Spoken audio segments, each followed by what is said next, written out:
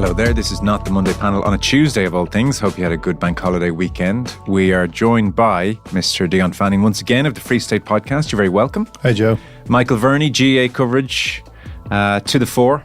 How are you, Joe? This weekend, Michael, hello. And Dan McDonnell, our football correspondent, also with us. Hello. Hi. On the panel. Yeah. Whew. Great to be here, John. Well, good news, Dan. We're starting with Graham Roundtree. No. Oh, lovely. We're not, but just to mention Graham Roundtree. Very dramatic news this morning, unexpected. This does not tend to happen in Irish rugby all that often. 6 games into a season in what would have been his third year as a head coach. He has parted ways with Munster. There's talk of mutual consent. So on the back of Ten Hag yesterday, it's Roundtree today. It comes in threes. So this panel is not rugby country. However, we will be talking to Cian Tracy in due course this afternoon about just what has happened there, because like I said, all very dramatic. Erik Ten Hag, fellas. He's still dominating, or more so Manchester United are. Ruben Amorim is now very much in talks, it seems, to become the next Manchester United manager. He's 39 years of age. He's the next bright young thing in management.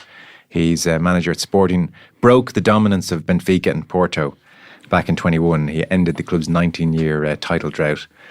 And so there's a release clause of somewhere between 10 and 20 million, depending on what you're reading, and United are willing to pay it. So that seems to be where that's all going.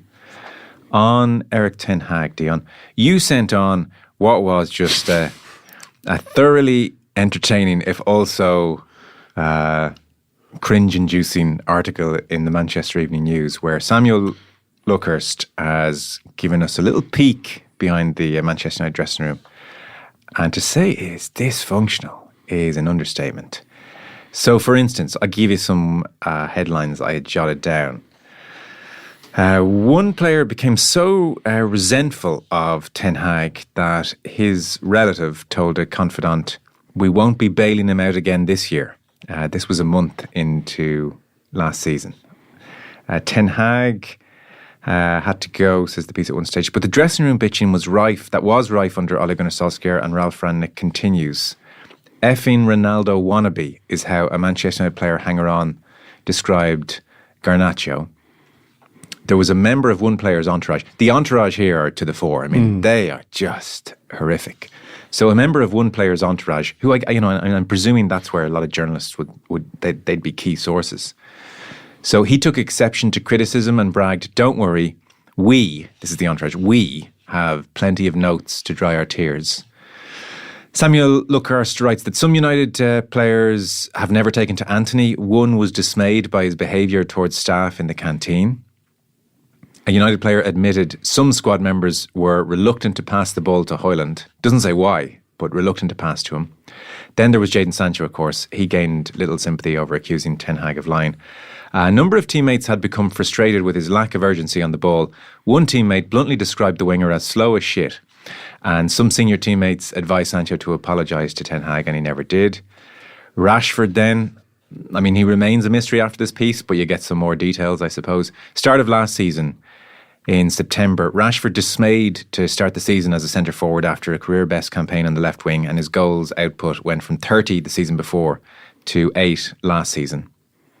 And one opposition player said of Rashford in this piece, "It must be frustrating for United fans to watch Rashford, because honestly, if he wanted to, he could have destroyed us, but he chose not to be in the game." And then last one, as recently as this season, an opposition manager got wind of Ten Hag's tactical alterations after he was tipped off by one of the Manchester United players. The player was an international teammate of one of the United players who told him where he'd be playing and what the plan was hours before kickoff. And on it goes. It's gloriously dysfunctional. It's unmanageable. Well, it's also very repetitive in that these pieces... David Moyes, the David Moyes exit was accompanied by very, very similar pieces. Van Gaal, a genuine coaching great when he left Manchester United. Okay, there was lots of problems with the way Van Gaal was playing, but again, it was accompanied by this sort of barrage of leaks and entourages making clear how boring it was, or how uninterested players were in things he wanted to do. And it's just that sense of Manchester United being kind of uncontrollable, and that anything Jim Ratcliffe has done since he's come in he's done nothing to address the key issues. And like you look at Amorim and you think, well, Amorim was available in the summer too when they decided to stick with Ten Hag. So what has happened? We don't really, we don't know nothing has happened. Nobody thought Ten Hag was going to turn it around. Nobody thought it was going to get any better. And yet they're into November. They missed the international window. Everything. They lost Tuchel. All these opportunities seem to be missed. And whether, it is interesting who is actually going to take it and who is going to get the opportunity, even with that new, like I used the phrase before, the Politburo of bullshit. Like that phrase, that team of football directors, Dan Ashworth, Jason Wilcox, all those people who are there to supposedly bring the wisdom of crowds, bring some, Dave Brailsford, all that high performance bullshit that he's going to bring. It still hasn't, will it make any difference? Will that dysfunction that seems to be at the heart of it, and it seems to be driven by players who know they'll see out another manager, that hasn't changed. Yeah. Dan, I think tedium best describes your attitude to these professionals. Well, I think Dion sums it up well in that it feels like we've heard it before. And that's the thing, you read out that stuff there, and part of me is torn between that's entertaining and that's boring. Like, I don't know which one it is, because it's just like, oh, well, here we go, because I just feel like we've, my favourite days of journalism are the 2 to 3 days after a big signing. But it's great stuff. Come on. The clock is ticking on all of us here, and we're going to look back and think about all the time we spoke about the Manchester United era. Over the last 4 or 5 years, there is a part of me that every time it comes up, Manchester United, it's like, well, it's the greatest hits again of the players are on big contracts, they can't get rid of them. The manager, he hasn't won them over. Well, actually, the structures post Ferguson were, a joke, and you can go around. It's the greatest hits of this, and it's like you prefer the variety of Irish football discussions. I do you? prefer the slight variety, but even I know we've been talking about the last couple. Weirdly, I feel guilty for being entertained by Chelsea now. I actually find myself watching Chelsea and looking forward to watching Chelsea, even though the sort of extreme dysfunction behind the scenes there in the last couple of years. And I know what Dion is saying about the sort of the various people that they have lined up, and Dan Ashworth and people. But if we've learned anything from the Chelsea scenario, is that they probably will eventually get it right. Like, they will eventually get there. They obviously have a lot of these. They've recruited very badly under Ten Hag again, but I'm not sure if they're going to have the same legacy contracts that have been hanging over the last couple of years. And presumably, some of those people, Dan Ashford, are quite capable. I think eventually they probably will start to recruit a little bit smarter, and they'll probably get there, even though all the stuff about INEOS and I know a couple of people who go there regularly, in the corporate box circuit, and they're talking about there's less programs and the staff. It's all a little bit, they're trying to tighten things, but still, they'll still get there. But that is actually one of the fascinations about Manchester United today, that they should still be there. This is the extraordinary thing. Nobody, they are an extraordinary sample in that nobody spends the money Manchester United does for the return that they've got. This is an outlier in terms of modern professional sport, that you can spend another 200 million this summer, and they're 14th in the Premier League. The HSE of world football. But I think they'll spend it again. Chelsea spent $1 billion, and now they don't have a single player over the age of 26, 27, and it'll be fine. They will be fine. But this is the thing. That's what it's always been based on. That they will spend enough money, and it will be fine.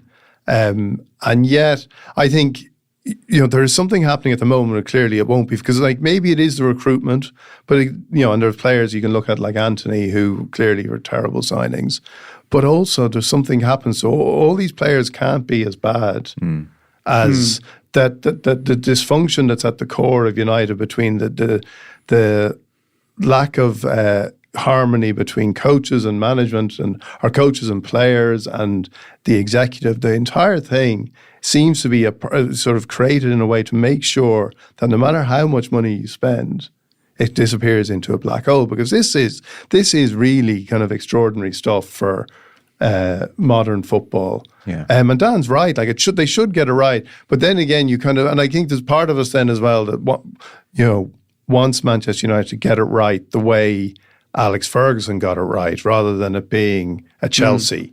Because you kind of look at Manchester United and you look at the tradition of what they should be and what they were under Ferguson and going back, and you think that's what we want. We want the great manager coming in. We want Alex Ferguson coming down from Aberdeen, getting hold of these people and saying, right, I'm going to, I'm coming around to your parties. I'm sending everyone home. Done with kind of talent and hard work as opposed to wastage, but endless resources. Yeah, which is probably, as Dan says, it's probably the reality of how it's going to ultimately. They will get there. I think that's the thing is, right, and this is where I get probably worn down a bit. Like, that clearly, right, there's an element of crisis mode and. Yes, and like this is the sort of unsavoury aspect of it. Like, a lot of like regular staff have had their jobs cut across the summer, and you're sort of listening to the Ten Hag thing, take 13 million to sort them and whatever. And it's not that whole line of, oh, well, they're fine, they get loads of money at the top end of the game. But there is a simple truth, like, what is the implications for their failures here? Like, it is still one of the most marketable, successful, popular clubs in the world, who will always have a seat around the table when you're talking about discussions of, people want them in the big competitions, UEFA want them in the big competitions. Like, it feels like, yes, they're hitting a version of rock bottom because it's disappointing that they're losing games at the moment, but inevitably they will just spend more money and they will get back there. I don't see any other. I know what you're saying. Maybe it's going to take longer, but they probably have appointed some capable people in the last 12 months behind the scenes that will mean that they probably will in time get there. And would you agree with that, Dion? The soundings around Dan Ashworth are very strong from multiple people in the game, and his track record is good.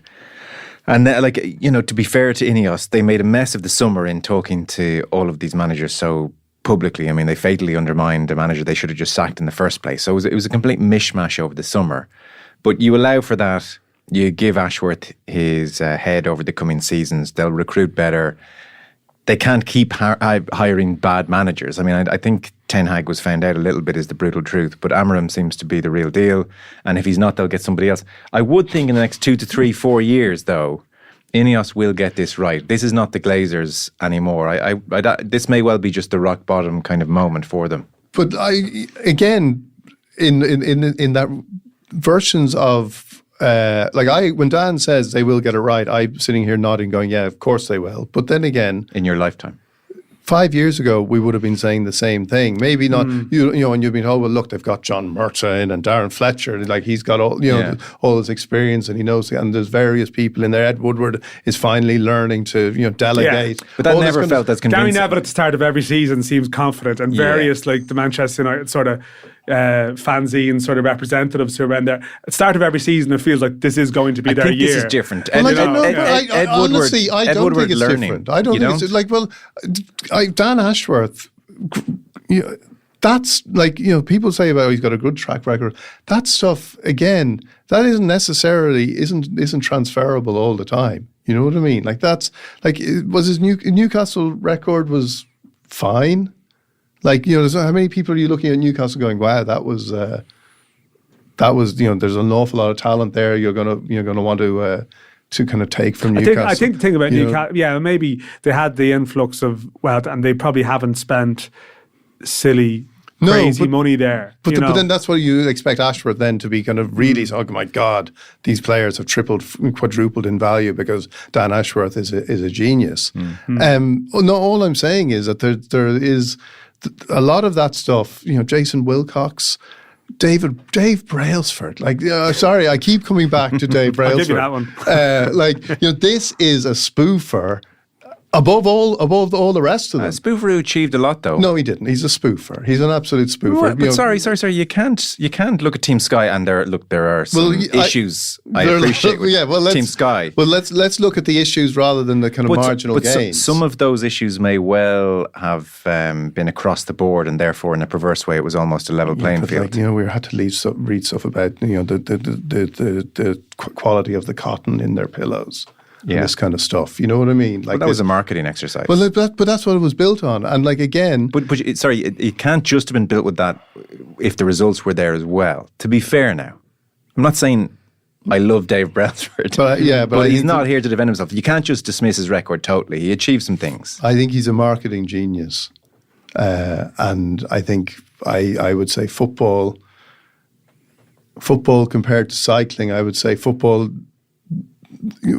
gets a very bad rap because of the money that's in it, and the tendency in clubs like Manchester United to throw money at a problem. But there's also an awful lot of smart people working there. There's a lot of people doing things in a smart way that Brailsford is, which is in a far more competitive field than cycling. A far more competitive field, which he also had a huge amount of money to throw at.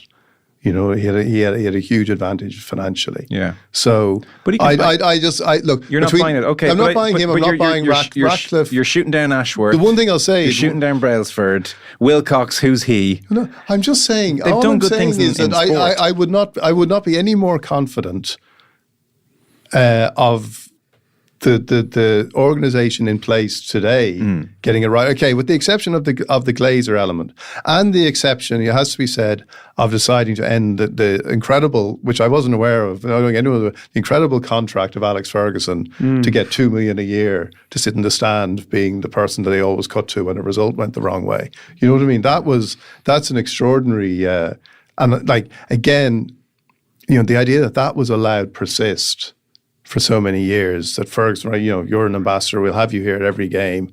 Ole Gunnar Solskjaer will surrender his car park space to you. All that kind of stuff. When clearly they needed a clean break. I'll give Ratcliffe credit for that, but everything else about Ratcliffe to me points to like the way he tried to kind of hustle up public money for a new stadium. The way everything about him to me just speaks of somebody. Between Brailsford, Ashford and Wilcox, I'd be more open to. Barada seems to be highly rated as well. Barada seems to be highly rated for doing, what did he do at Manchester City? Well, it's TBC.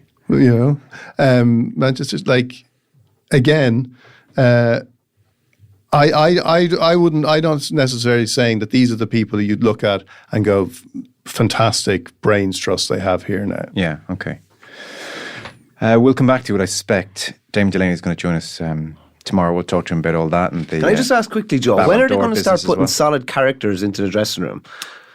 And characters that don't bring these massive entourages with them. And don't get me wrong, leaks are great for journalists. Interestingly, the piece, Samuel Luckhurst's piece, did say about 3/4 of the way through what was an exceptionally long piece with one horrific example after another. He said, good eggs still outnumber the rotten apples in the dressing room.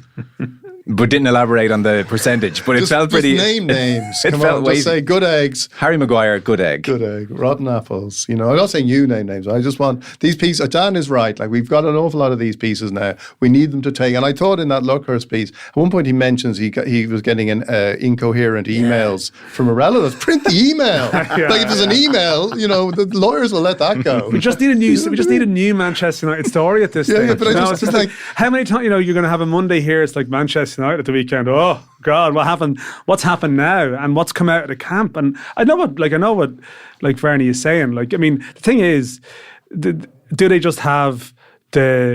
have the worst characters in their dressing room, or do they just have the leakiest dressing room? As in, there could be terrible characters in lots of other dressing rooms, but it's just there's a lot more of a tighter ship and an operation around it. I think both of those things could nearly be true, and that's why I think if you actually could somehow find a manager who had the ability to get something going, I feel like it can turn quicker than you might think, purely because they might let load of the lower paid staff go, but there's no implications really for their failure. Like they're still going to have the cash to be around these terrible years. They've still certain years of finishing the top 3 and won cups and being around the business end. It doesn't take a huge amount to get back involved. Yeah. For me. Well, Chelsea the old Chelsea is a good example too, in the sense that Chelsea seemed to survive by turning, they could go through managers by having a core of players who had a direct line to the executive, and that was the important. They were the important relationships, and the managers were kind of incidental and just didn't. Sometimes they stayed a bit longer, sometimes they didn't. But the key players was the dressing room and and the kind of senior executives, and that allowed a club. So it did. Mourinho built such a strong dressing room there; it effectively ran itself in his absence for a good 6-7 years afterwards. We'll move on. I mean, so we'll talk to Damien Delaney, like I said, tomorrow about all that, about the Ballon d'Or and a few other things. And we'll talk to Ruth Fahey as well about Ireland's match against Georgia this evening, which is something of a formality. Davy Russell was interviewed by Paul Kimmage on Sunday. Really interesting conversation. There's obviously, Paul has obviously been asking big questions of racing in the last couple of years. And so it would have been very easy for Davy Russell, I think, to shy away and dodge the interview. He's under no obligation to do it. I think the sport should at least talk to its critics, and he did that in fairness to him. There was an exchange I wanted to get your thoughts on. Dan is a big racing fan. Michael's a big racing fan. I think you've both had ownership in horses. Michael currently. Yeah, oh yeah. Okay. Great buzz. Previously for me, yeah. Previously for you. I tried to get you in, Dan, but you turned me back. That'd be the previous experiences. The Barrio experience. Well, Barrio was one of the happier ones. Okay. You've had more than one horse? I've been involved in, I'd say, double figures at this stage, yeah. And do you mind me asking, how much would you invest in a horse on an average instance? See, Barrio was one of the more expensive purchases. Go on. That was a Celtic Tiger moment. So how much? Well, oh God, I'm trying to figure out who's going to be listening to this. What did I tell them at the time? The statute of limitation is gone, Dan. You're going to tell them any some lies. previous emails. Well, like Barrio definitely cost more than €20,000, and there was a small number of us in the syndicate. How many? Geez, you're really fishing for the exact figure here, Joe. 4 to 6. Yeah. Okay. Which might have been what I spent up front, but then it's the training fees. And so Barrio was the first horse I was involved in. How much are training fees? It depends on the trainer. And I think I have been involved in the last couple of years, but it can be anything to maybe, I don't know, 1,200 to 1,500 a month. 1,200 is a fair number. And look, if it's been to the track, for example, you might have like travel for that and various other costs you will inherit. But Barrio was the first horse I involved in, who, as we've spoken with this off air, who, like, this was 2008, ran for us like 6 times, 4, 5, 6 times, disappeared. Who knows? And then a couple of years ago, I got an email from the owner of Barrio in the UK who said, like, I just assumed Barrio had gone to a place, who knows where Barrio had gone, and is still alive in his 20s as a show horse. It's mad. Great. But I've been involved in another one since, who were, ironically enough, I was involved in one that won a couple of times. That was probably the cheapest one I got involved in. Okay. And that was successful. So, I love the game. I will get back into it. Right. But that's the type of money you're talking. I find the flat game now is cheaper to get involved in. I don't know are you involved in a national hunt horse? Both actually at the minute, yeah. Yeah, like the flat, you can probably buy a horse for cheaper that can be probably more durable and run. National hunt is more of a long-term project, which, I mean, it can be expensive up front now, but also even training, you have to wait a long time for them to come to the track necessarily, and a lot can go wrong. Like I was involved in one horse that basically ran once and it got injured, and that was it. And you're waiting a year for that run, and then that's it. Well, even training fees at $1,200 a month is no joke, Yeah. So at one stage, Paul quotes a Dennis Walsh piece in the Irish Times, which Dennis had written maybe 2 years ago or so. And he was just in that piece bemoaning, I suppose, a culture of cheating. And he does wonder, is cheating the right word? And he decides, do you know what it is? Which is almost inherent in the sport. Attempting to cheat the system is institutionalised in the game, says Dennis Walsh in this piece. Under the rules of racing, every horse is obliged to, quote, run on its merits to, quote, obtain the best possible finishing position, end quote. He says racing's relationship with dishonesty is an outcome of how the game is played. So to give you a sense of the exchange between Paul and Davy Russell, which is on the website if you're interested, he says, jockeys and cyclists have a lot in common. We're formed by this beautiful yet brutal sport that's underpinned by an omerta. The basic dishonesty that runs through racing, he puts to Davy Russell. Davy says, and this is a fair defence initially, he says, when you're riding horses, especially this time of year, when they're having their first run, you have to mind them. You can't gun them. You have to nurse them to a degree. Look, the whole point of the dishonesty thing is the betting. The betting is the issue. Paul says, well, now we're talking. You accept that it happens. Davy Russell says, I accept it can happen, but it's not premeditated. That's kind of a strange way of putting it. I would thought by definition it'd have to be premeditated, but he says, accept it can happen, but it's not premeditated. And Paul Kimmage then shows him Barry Brogan's book. He was a top national hunt jockey in the 70s. And the book has kind of examples and anecdotes of horses being held back in races. So, for instance, he talks about hearing things like, the owner's in Barbados, he'll be back for Doncaster, he likes a bet, try not to be in the first 3 today if you can, but don't get yourself in trouble. Or advice like, if you shout like hell at him going down the back straight, he'll stop 10 yards. And Davy Russell says, that sounds fictional to me. And he concludes at one point by saying, all I can tell you is my own experience, and anything I've experienced has been good and enjoyable, no skullduggery. And then I suspect Paul Kimmage's face suggested something, because Russell says, you're annoyed now. No, not at all. Here's a list published, though, in the Daily Mirror 2 years after you turned pro. 6 years of drugs, scandals, scams and fake sheiks. So don't tell me it doesn't happen. Davy Russell says, yeah, well, going by that, Paul Kimmage, and it's still happening. Davy Russell, in brackets, writes Paul, exhales, shakes his head. So, look, there are other aspects around the sport where it's under attack a little bit. We might come to that. You know, the dominance of select owners and trainers. Animal welfare is a more pronounced issue with each passing year, especially in the UK, I feel. Doping has been talked about, or just as lucrative, perhaps, throwing races, the extent of government financial support. There are all of these things chipping away at horse racing. But what about this exchange, Michael? Davy Russell, maybe it can happen, horses being held up, but nothing to see here. There's a hell of a lot to see. It's just that it'll be the greatest investigation of all time, or the greatest reveal of all time, to actually get people on the record to say what actually happens. I'm a journalist in the parade ring, and what we're told is 20% of the real story. A lot of times there's another 80% that's a conversation between jockey and owner, jockey and trainer, trainer and owner. That's the real story. Like, you're given there about in Barry Brogan's book about, like, in inverted commas, excuses for a run. Like, I've heard of jockeys been, jocked up on the horse, and it's not today. The two most simple words. And it mightn't even be words. It might be a look, and it might be a nod, or it might be a wink. But a lot of the time, like, that's like, everybody knows that. The way the horse racing is run, the very definition of the system, it's, the vast majority of races that run are handicaps.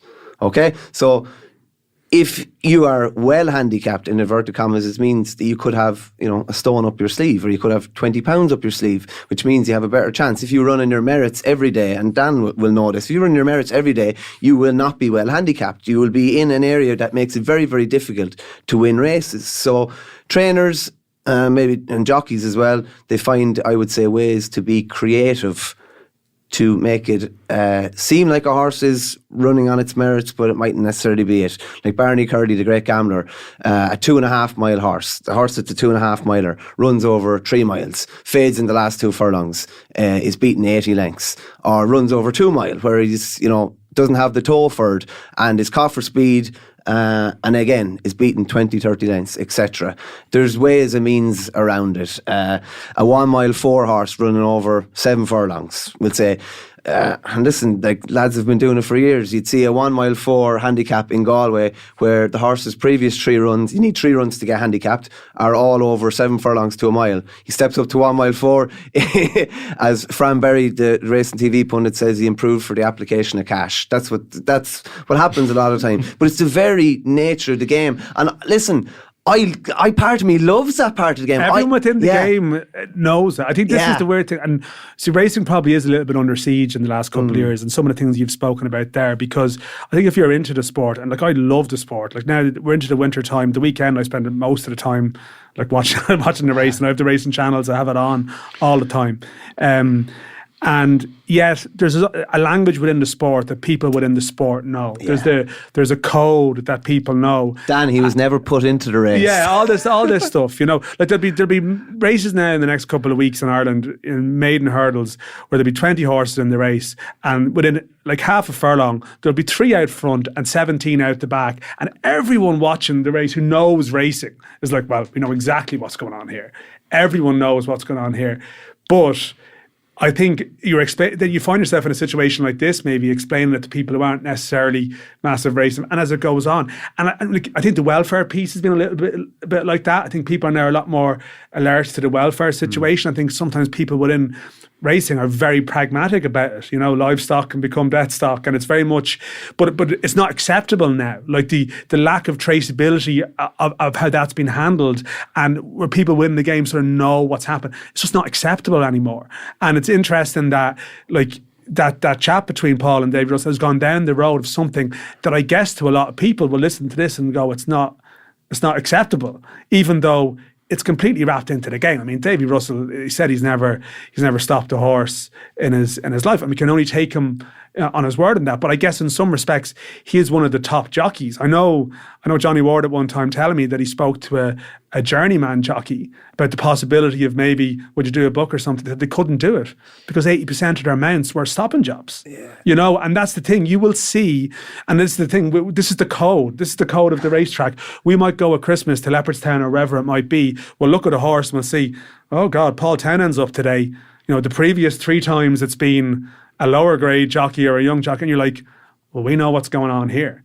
But that's wrapped in to the code of the game, and yet obviously when you put it into an external audience, like, well, actually, and then you step back and you go, well, hang on. I mean, you'll have betting on pre-season GAA games. I know they're getting rid of them now, or like pre-season football matches, or a League Cup match where that you're not going to see Manchester United on the merits or Man City on the merits, and there's an element of like horses aren't robots, like they want to peak for Cheltenham, I understand, but like there was one race, I'm not going to say what it is, but there was a race over the weekend involving well enough known sort of horses, and it was a complete joke. Why? And everyone watching it would know it was a complete joke because the betting on a horse drifted considerably before the race, like a very good horse, and you're kind of watching the horse over the first couple of fences and you're like, well, I can understand why the betting was drifted, and before the race starts, you're done. You should know you're done. When you say that, like, everybody knows, but for that to be work, there needs to be people who aren't in the know. That's very true. Well, some people might look at it and go, well, maybe, how does an exchange work? I guess, people are backing one way and not backing the other. I get it. Some people in good faith might look at the form and think, well, actually, this horse shouldn't be this price. There's an element of unfortunately, like the people who are involved in the game will know how to track the moves, and they will know what that means, but obviously other people And would the TV coverage ever be as explicit, for instance, as saying this horse today, good horse, based on the fact that jockey's on it and they've got this race in 4 weeks' time, everybody at home, wink and a nod, wouldn't go near it? Look, I really enjoyed it. I enjoyed the TV coverage. I'm being a hypocrite, but I'm not. Like, Michael's reporting on it. I'm not reporting on it. So I'm sort of just watching it almost as it's an engagement I have as a fan with something, with sport, and very rarely have that, like racing and golf maybe. The TV coverage to me, it's massively compromised. I mean, look, a lot of the TV coverage is pundits who are involved with stables. You'll have presenters who are agents of jockeys. And sponsored by betting companies. When it comes to a debate of issues around some of the matters that have affected the sport in recent years, and some of the stuff Paul has written about the Times, the debates on those platforms on issues like that are a complete waste of time. Now, when it comes to, say, around to like Cheltenham and Aintree and like the form of and I'm still interested in that, well then I'll listen to what some people have to say and it can be good. But when it comes to stuff like that, no. And again, part of me understands it.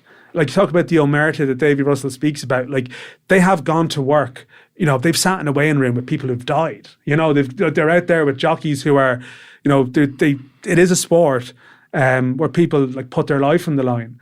And there is an element of, I can understand why they will turn in and look after each other, and where that siege not that siege mentality, but it's a sort of a version of that where it comes from. Even the Davy Russell extracts at the weekend speaks about, like, taking a punch from, or giving Danny Mullins a punch, and they go into the weighing room afterwards, and Danny Mullins just, didn't happen. Well, even in the interview, there's that story about Ruby Walsh, and going into the steward's inquiry afterwards, and like the last thing he's going to do is, throw Ruby Walsh under a bus. When in theory, the result of that inquiry may be relevant to the result of a race that people have had a bet, have a bet on. Are you two, as owners, indulging in this practice? Indulging in what practice, Joe? See? Omerta. No, I'm not involved at the moment, so I'm just I'm on the totally Omerta I wish thing. I had the luxury sometimes. Sometimes you might see your horse 100 lengths behind and go, well, must be getting ready for the next day, and then you realise the next day Dan's horse trying he's his still best. 100 lengths behind. I mean, I had a jockey who came in one day. This was the ultimate moment. People talk about sort of non-triers and all this. Like the jockey came in one day. It's like, yeah, the horse didn't try today. It's like, well, this is an issue. And then that horse left us and then went and won like 7 or 8 times for different connections. So it's not always as straightforward as you but might Michael, I think. presume, so the way you're talking about it, you don't see a great issue with it. This is just the way business is done. It's baked into the nature of the sport. So you'd... Oh no, there is an issue with it. There definitely is an issue with But it. you'd partake in the behaviour of it. But I can see both sides of it, Yeah. because like I love the idea of a coup. The only way you land a coup is if you have a heap of information that is not freely available to everybody else. And like that's what Dan is saying, even about, say, Paul Townend been jocked up on this horse. We think we know the story, but we don't really. Mightn't be the We don't case, know of if that course, horse is been gunning that day. We don't know if he's missed a couple of days work that week. We don't know if this is a pipe opener for 6 weeks down the line. We really don't have a clue. That's what I'm saying about having like 20-30% of the actual intel. But so so would the majority of owners, let's just, big or small, would they be throwing several races in a bid to having a big payday betting wise in a few months' time? Throwing is suggests that they have the power to win. Yeah. It's more a case of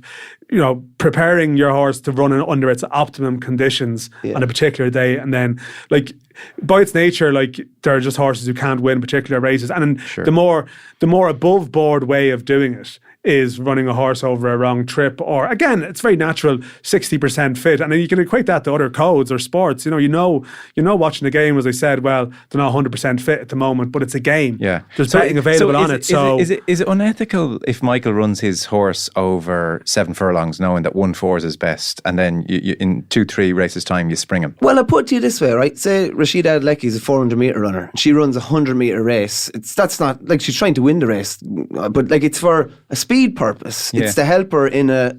But if she only puts a bet on herself when she eventually runs the 400 metres. You see, this is the if problem. she pulls up after 50, it's a bit of an issue. But this is the problem. Like it's mentioned in the interview, and like, without putting Dan more of his finances on the spot, like when you talk about watching racing for a day, do you do that without betting? I would do both. You do both? I would do both. Yeah, no, I would be genuine fan, and like if I have it on, I'd sort of sometimes have a small bet just to maybe for a bit of interest to watch a race. But equally, over the winter I'll listen to a lot of stuff about races, and of course there's a financial angle to it. The sport exists. It's entwined with it in a way that like. But it must be sickening if you have a bet on a horse and 2 minutes in you say, no. Yeah, no, like of course it is. But then you would, if you follow the sport enough, you might berate yourself for going, just how did I not see that? Right. But but this is why it's more of an issue, I think, and growing issue as well, because gambling has become a different beast I think as that's well. so relevant. Right. And, okay. So there's suckers out there who aren't in on this. Yeah, on the there's game. a load of people now, and it's just they're looking, and this isn't, and there are lots of different sports where this applies to, where there are far more content than anyone could reasonably find meaningful in any way, whether it's tennis, cricket, so many sports podcasts. where, whether it's just like, like is a tennis player really going to be trying as hard in some competition? But like there's thousands of mug punters, spot betting and snooker, but it's funny when you mention like when you talk about a coup or whatever like that. I think about something like cricket, where any information that was like you would be thrown out of the game, because now cricket has had a huge gambling or betting problems and match fixing problems, but you would be just driven from the game if anything became known that something like that was taking place. So I feel like the ties are so much closer in gambling, the gambling industry and horse racing. Well, they are, they're huge. Because I was looking at a piece. There was that, like, the gambling bill is obviously going, has been passed now, and like the way horse racing is responding to that is kind of like they can't really make up their mind whether it's, we're not part of the problem, or this is going to be very bad for us. You know what I mean? So obviously there's the ban on advertising and all that kind of stuff. But then they're saying, well, actually, problem gambling exists it's not our type of gambling that problem gambling is a part of. Yet there was a quote from Paul Hensey, the AIR chief executive, said, putting forward a separate Irish channel may be a solution in some regards, but I don't think it would be a good thing for us to be separate from good meetings in the UK.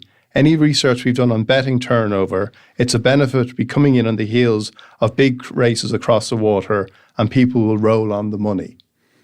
So because other, in this article I read, it's a few weeks old now, but there was we're not the problem with gambling. Problem gamblers go to whatever it is, jackpots or all the slot machines, all that kind of stuff, which is, I think they go everywhere. But equally, it's we exist. Betting is a huge part of the, as you said, the reason for racing existing, and that is an issue. Yeah. And that becomes more and more of an issue when you say to people, well, you're betting on something that isn't real. And when there was a time when there may have been a few mugs who weren't in on the secret. Now, everything is broadcast, everything, anyone can bet on anything. It's not just somebody at a track. Yeah.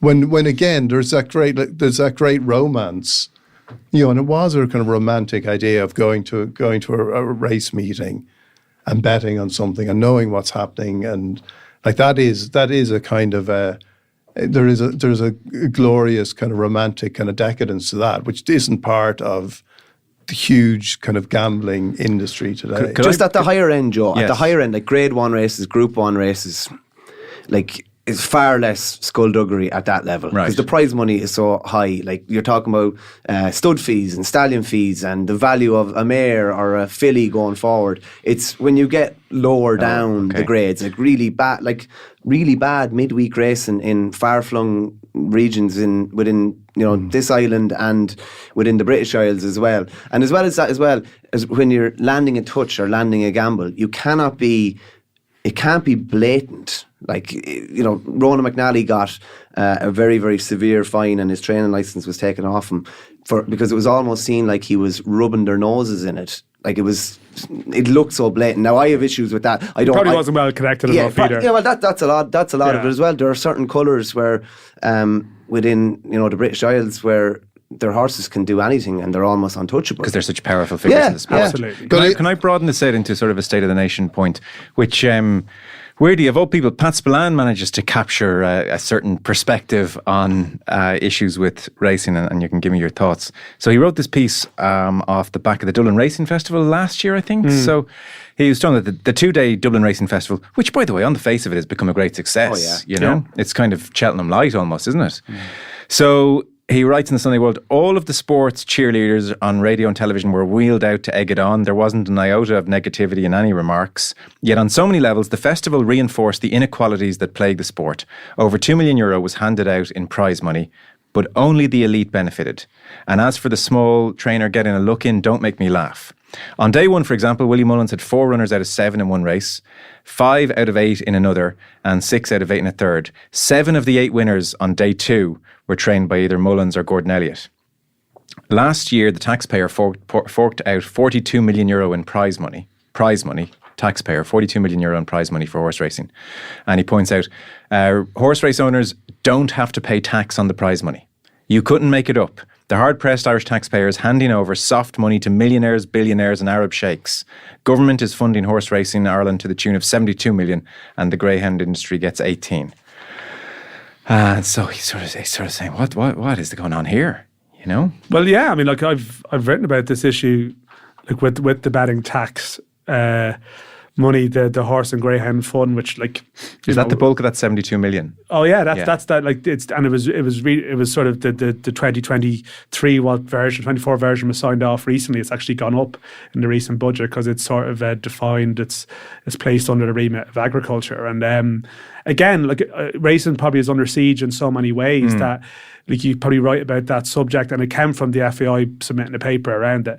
And again, there's a massive sort of defensive response to it, and from people within the sport who, again, you'll have these Deloitte reports which are has been put out, which talk about the economic value that racing brings to the Irish economy, which is look, there's holes in those figures, but I mean, the basic fact, you can argue it. The greyhound aspect is really a lot more contentious because, the sport, even attendances and so on. I think people have a big problem with taxpayer forking out 42 million in prize money when the majority of owners do not need that prize money? Well, yeah, I know, maybe Michael come in. Like, there would be an argument that, some of this money is needed, for programs and stuff within the game. But I do think it's a dubious one, And I think the bigger point about the Horse and Greyhound Fund is that, like, this has existed for over 20 years. That over $1 billion has been put in at that time. Why does the sport then remain so reliant on this funding? Look, why hasn't it developed an area of an element of sort of self-sufficiency? Yeah. If it is the great industry which is a massive point, and clearly, right, there's big entities are turning around millions, and it must be said that a lot of owners at the top end, they're not going into it. They're happy to almost to make a loss, they are making a loss. So it's for them, it's a recreational activity. Fair point. But it's that area of. It's a really strange one that they've never really reviewed this fund and the efficiency of it. And I wrote about it, and you get a lot of aggressive sort of feedback from people within it who are like, well, and it just becomes an element of what about it, are you about it? And I said, I'm torn in it because I love the sport and I love watching it, but equally, how can you stand over it? And it's very clear, there's various levels of documentation. There is a relationship between the betting tax and the funding of those, even though it's not laid down directly on paper, but it's clear there's enough stuff has been said. Davy Russell himself recently suggested that the betting tax should go up to benefit racing, effectively. So, they're not afraid to lobby and fight. And maybe Pat Spillane point is that, it's very well organised, but probably because they feel like maybe in some ways the end might be in sight. Well, give us a final word, Michael, and we'll move on. And that's not to mention the animal welfare issue, which I think with each passing year becomes bigger, and there's yet another primetime documentary. And I think in the UK, that lobby is even louder. You can almost see... I sense a paranoia on ITV's coverage every time there's a fall, or they falling over themselves to say, horse is okay, horse is okay. They're pandering to it big time. Big time, but they're feeling that pressure. Grand National, you would have watched it. They've met it. What a race, the drama of it all. Yeah, and that was a lot to do with the height of the fences, how much of a challenge it was. Whereas you could have a pint-sized chaser now, like a really small chaser that would get around entry, absolutely no problem, like Tiger Roll basically in the last couple of years. So they've really, really pander to that, and even with whip bans and things like that. There was a big race taken off a horse called Alfonso Legrand there a couple of weeks ago for, I think it was a couple of 100,000 prize money basically taken off him for overuse of the whip, and jockey was disqualified, Jamie Powell, for 28 days. But just on a point that Pat made there, the big stables are really, really dominating now. Like, you have Willie Mullins, Gordon Elliott, Henry de Bromhead, Gavin Cromwell's after coming into that mix as well. And they're winning the vast majority. Below that, there are a hell of a lot of trainers struggling, and not that many new trainers coming to the scene that are making it profitable. A lot of them are turning a book to keep them going from week to week, and that's basically it. And it's more of a lifestyle and an enjoyable lifestyle that they love. It's been profitable. It's not profitable for the vast majority. The 4 or 5 at the top in the National Hunt game, and we'll say Aidan O'Brien, Joseph O'Brien, and a couple more in the flat game, are the ones that have a stranglehold over it. And that has an effect on, I would say, spectatorship, viewership, interest. Even when I'm writing on something, if it's just the Willie Mullins monopoly again, you're looking at a different angle. You're trying to find a different jockey, a different owner. You want the different stories. You want the Denolis. You want the Doran's Prides. That's what I was, beef or salmon, that's what I was brought up on. These real interesting stories. Michael Horrigan down in Rathkeel there, training, a handful of horses or whatever, isn't coming across this gem. But they're becoming less and less likely. And it's a money thing, really, because the money that's been paid for National Hunt horses in particular, coming from the point-to-point field now, basically horses running around in a muddy field, you're talking about 300, 400, 500,000, and they're staying generally within the same stables and within the same ownership. But just on a point that Pat made, owners and all these billionaire and millionaire owners are not making money out of it. Absolutely zero chance. Because for every one of those horses winning a Grade 1 that's winning the 200,000 or whatever, there's another 5 that maybe haven't been able to win a maiden hurdle, and they've made a 200,000 or 300,000 loss on them. Fair point. It's good to have that conversation with two people who love their horse racing, because often that doesn't happen in these panel discussions. Before we wrap up, we should just mark your card for Friday. So it's been announced RTE are going to show Shelbourne Derry City on RT2 on Friday night, and then Shamrock Rovers Waterford will go out on the RTE News channel. So obviously if Shells drop points, Rovers are poised, and both games are on the RTE player. Just thinking, Dion, that must be unprecedented. I don't think there's ever been two matches simultaneously broadcast from the League of Ireland, a finale. This is an unprecedented title race in so many ways. It's extraordinary, and I was away at the weekend, and you find yourself checking, just it's even for somebody who isn't a regular League of Ireland attender, you find straight onto live score. What happened? Let's see what's happening. I see a video of you and the Rovers. I was at the Rovers. The penalty being missed. I was there. I was at the Champions League game. Which was a fantastic. But we were there with about 5 kids who were about 9 and 10. And we were like, we can't go to extra time. We need to get this match to end. So that was particularly unlucky. I would go more. I would go more with my son if when he gets a bit older. I think at the moment Friday night games aren't what you're going to bring a 10-year-old to. When he's playing football first thing in the morning. But it is gripping, and it is exactly what the sport needs and what Irish football needs to have, and to have a personality like Duff involved in it, and for Rovers to be. I think you couldn't frame it better in terms of it being the dominant club versus like the dominant personality. Yeah. Joe, I have a minimal interest in League of Ireland football, and maybe it's different for people who are dealing with these characters day on day and hearing whatever. But the whole Duff thing is totally drawn me in. Like I might be watching on Friday night, but I'll definitely be updating Twitter or seeing what's going on, because I just find it fascinating. I think he's a fascinating figure as well. I think what did he say that a League of Ireland medal would mean more than any. So I have it here in keeping with his the greatest marketeer in the world. So he says, I have some nice memories, winning trophies, playing some good stuff, 100 caps for Ireland, blah blah blah. I know, I was in the interview when he said it. Never has anyone said 100 caps for Ireland, blah blah blah. But that is his want. Winning the title would be the absolute pinnacle for me. It blows everything else out of the water.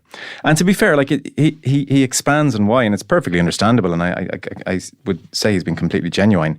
He says, managing Shelbourne has been the greatest 3 years of my life. Football was easy to me. And talked about, played at a high level, was easy to me. Management has been uncomfortable. I'm creating an environment, I'm creating a club, I'm getting everybody together in the same direction. Maybe I've surprised myself. It's the hardest thing I've done in my life. That's why it's so pleasant and so enjoyable. And then it was put to him about RTE showing both games and just the interest in the finale on Friday. I love it. I know you all think I'm giving you ear candy, but I love it. You're doing both. He's doing both. But it is interesting. Like I think it's me and Verney have spoken at this before. I've heard you speak about it before. Like someone is, you're from Offaly, you're from not from. Like I couldn't be any further away from hurling man. They couldn't be any further away from the demographic. But yet, I know it. Like in here, the readership for Damien Duff stories is it's really, really good. Like you're buying a new horse on the back of Duff. Well, as I said, it will compare favourably with anything else we discuss in football, like Premier League or whatever.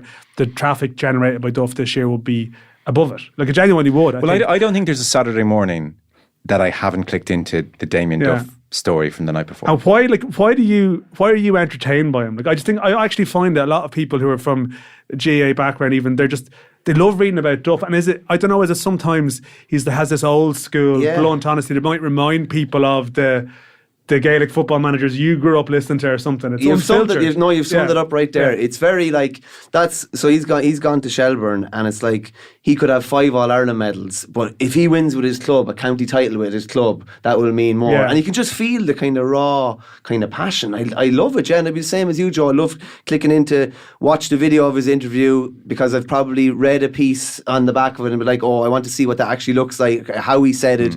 And it's just, it's kind of the rawness of it all and the brutal honesty of it all, because we probably don't get that across a lot of sports anymore. I think there's an authenticity about him, even though when he's saying things that might be ear candy or might not, there might be more nuance to it than, this is going to be the greatest achievement of his career, although I'm sure he believes it as he's saying it.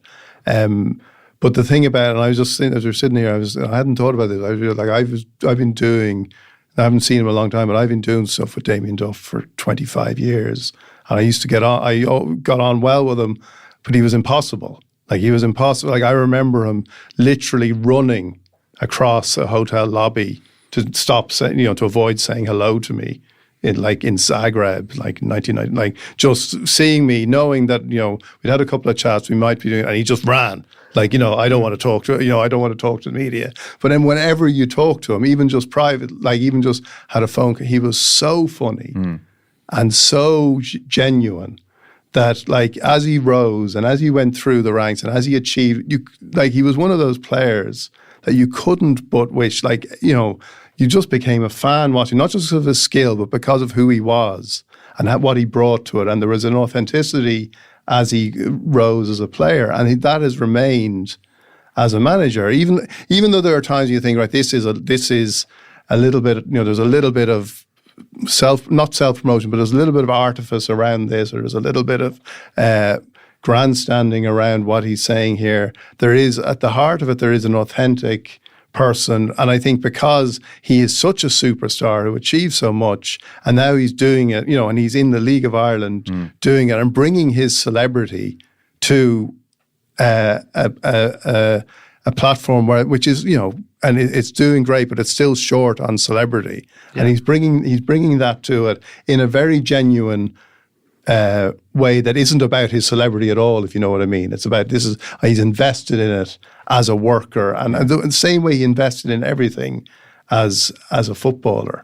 You know, he devoted himself to being a footballer, and he's devoted himself to this. And I think that genuineness has been a constant. I think that's might be one of the reasons why he appeals to people. With the view to Derry on Friday night, they're obviously out of contention now. Has the air completely gone out of their tyre, or will the fact that this is live on TV, could be the most watched game of the season, will stopping Shelbourne win be any kind of motivation? Are relations so-so between the two? I don't know. I think the bigger issue with Derry is that they're in an FAI Cup final 9 days later, and they can, as it stands, they can still finish in the top three and qualify for Europe automatically. But I think the psychology around Derry is very relevant this week. That I don't know if some people at the club are going to be there next year. So are they going to be that motivated by qualifying for Europe next year? It's more about, they are playing in the cup final, which is, I think there's over 30,000 tickets sold, even though it's maybe not a glamour final like some of the more recent ones, Derry and Drogheda. They play on a terrible pitch, which is a health hazard. And I think if you're a manager who's missing one or two players, Rory Higgins, are you going to lose more for the sake of this? So I don't know. Relations are, it's a small league, everyone knows everyone. What is the best outcome? It's a strange one, because I know Eamon Sweeney was writing about it on Monday that it's been a great season. It's been so much fun. It's genuinely been so much fun. The last time me and Dion were talking about the international team, and we're kind of downbeat, but the league beat this year has just been great crack. A lot of time, there's always been something happening, but it would be a strange thing if it ended up just with Shamrock Rovers winning it, the confirmation of the football at so many levels of the game. You look around Europe, it's a team winning a league 5, 6, 7 times in a row. They've been good in Europe, they're well set up. If they win, it may well be, it's possible that this could be the Shell's only chance to do it, and to maybe move to give them a chance at the group stage football next year. And it just feels like there's a lot riding on it. But I think the Derry aspect is an interesting one, because this game doesn't mean the world to them. It means the world to Shelbourne. But there's pressure that comes with that.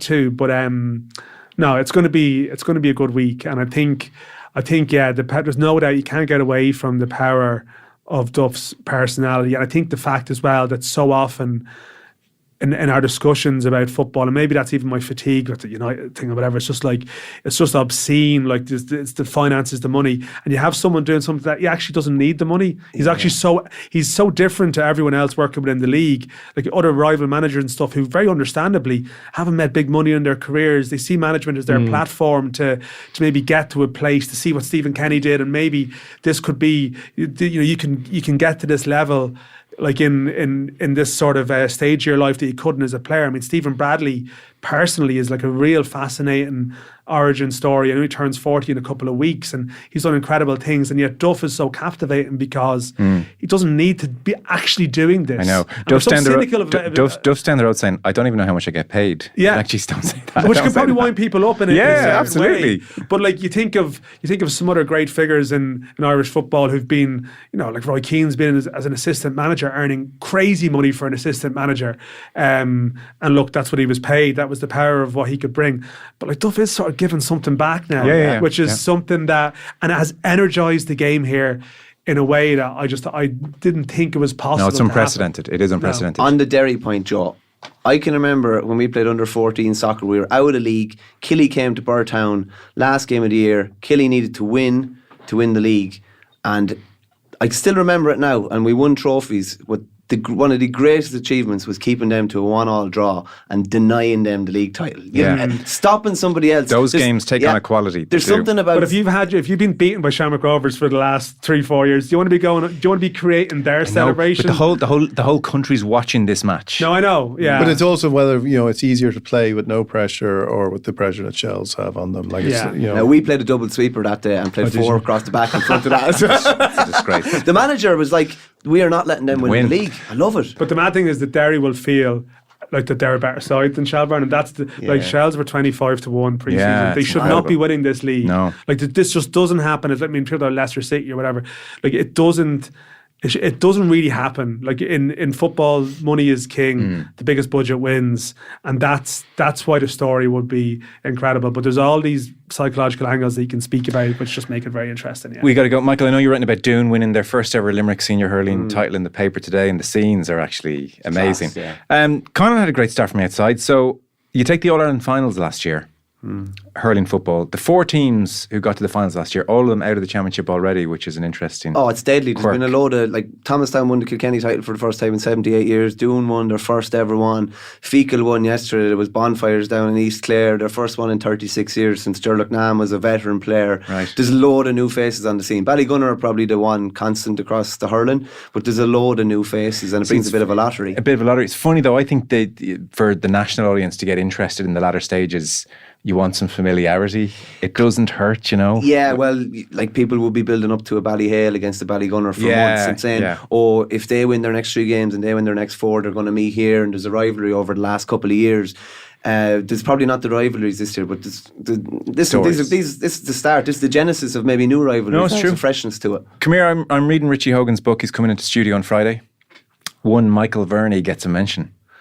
Yeah, I actually read the reference because it's funny. I see Did it you from go to yourself in the index? No, I see it. No, I didn't actually. Someone So said friends, someone sent it to me. That's a great manager line. It's like someone sent it to me. I got that screenshot. To be fair, In his defence, there is no index. To be fair, the ghostwriter sent it to me because I asked him for it. And he mentioned me in the book. Is that Well, I said he surely mentioned his debut or Yes. whatever, and he had a really difficult debut because Against Offaly, yeah, he was thrown in with Marked by Michael Verney. Yeah, well, to be honest with you, he says in the book that his first touch was off and he didn't do this. Yeah. I just remember just wrestling with him for an hour. Genuinely, Really? it's really funny. Yeah. Because that was his debut for Kilkenny. And look, Richie Hogan's one of the greatest hurlers in the history of the game. And he basically, Cody being Cody, he didn't play well against Michael Verney, and he didn't play for the rest of that year. That's how Cody operated. So obviously you showed him what's what, I think is what I'm saying. It's mad because he was very young, real exciting talent or whatever, but he was coming into a really, really seasoned team. He didn't play championship or star championship for about 2.5 years after that. No, he says that Offaly game. Yeah. Now he doesn't put it all down to you, but he says that Offaly game. See, I put it down to me. He puts more down to himself. I just thought he was like a horse. He was warming up for a bigger day. He actually just wasn't trying. No, he wasn't off a yard. But that did him no harm from the point of view of he was probably going in very, very young, probably 19 at the time. Yes, he would have been. Like a fairly big setback straight away, and then when he got his chance, maybe 2011 onwards, like he was a constant thereafter. Yeah. And it's funny how sports people remember an early setback, and an early setback is no harm because it probably teaches them that it's not as easy as it was at underage level, and I need to step up to the mark more. And then a couple of years later, he obviously did. In the vast majority of matches, he doesn't mention who was marking him, so I just thought it was interesting. He played Offaly. I was marked by Michael Verney. Yeah. Now, see, what he didn't say as well, who he knew well from his underage career, like he tortured me at minor, did he? Me. Oh, he didn't put that in the book. Tortured Yeah, me. because he said, I was marked by Michael Verney, who I knew, who I'd played against before. Yeah, no, he tortured me at minor. He threw a dummy hand pass and I bought it, and he ended up going for a hot dog, and he was just straight through on goal. And then 2 years later, I marked him in a college's final, and he doesn't know the background to this, obviously, but I had it in my head like that I had to get even with him or whatever, but I was brutally sick about 10 days out with a chest infection, but I ended up on the good stuff, like to build myself back up, like the real good stuff, like to get myself back right. And, I'm not going to Not just the good stuff, the real the good stuff. really good stuff. And I feel like I feel like we're just going to go back to the horse back to racing. the horses again. Yeah. the problem was he had won three. Waterford Crystal Verney, they He'd call won them. 3 score at this stage. And he went to throw the dummy hand pass again. Yeah. And I was on a yellow, and I absolutely nailed him now. Like nailed him. He was carted off. He ended asking him. I think he ended up in hospital for a couple of days after because I had That was the real good stuff. because I had this superhuman strength about me. But they ended up winning the game, obviously. So that's my memory. I take from it. Very What good. is the good stuff? Sorry. And we're not asking on the record. We are done. Dion Fanning, the Free State Podcast. Dion, thank you so much. Big show. Michael Verney on the good stuff. Thank you, Michael. Unfortunately, not anymore. Dan McDonnell, football correspondent with the Irish Independent. Hey, enjoy this week. Centre stage Irish football. Be good, yeah. That's us done.